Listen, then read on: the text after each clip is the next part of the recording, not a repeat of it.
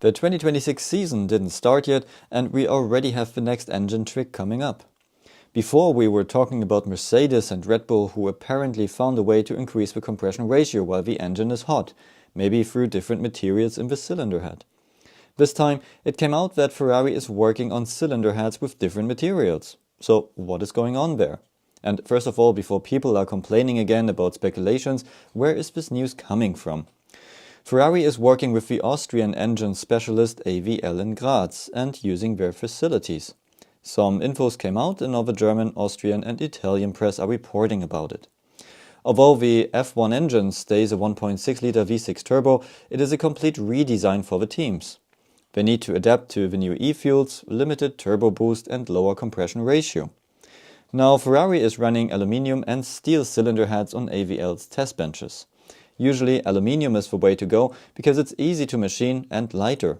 But the minimum weight of F1 engines is now increased from 120 to 150 kg, so weight is no longer an issue.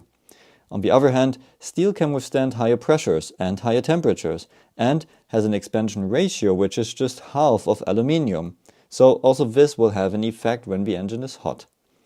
In 2026, an F1 car has 4 engines available for the 24 races, and Ferrari worked hard on getting the reliability of the steel cylinder heads up, and for this they use AVL's facilities.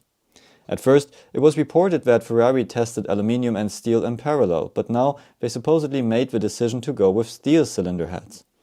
In addition to that, Ferrari has developed a smaller and lighter battery, and the new engine should need smaller radiators. But to be honest, that should be true for all engines, since the new ones are less powerful than the previous V6s. So, we know that Ferrari was in a difficult spot in 2025, and they need good news. And we also know that we have to be careful with technical infos coming from Maranello, since they could also just spread rumors to confuse the competition.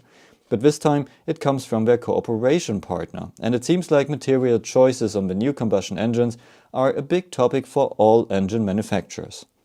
So let's see where this is going and how powerful and reliable the engines will be when they hit the track. Join my B-Sport Club for early access and more videos like this, and see you at the next one.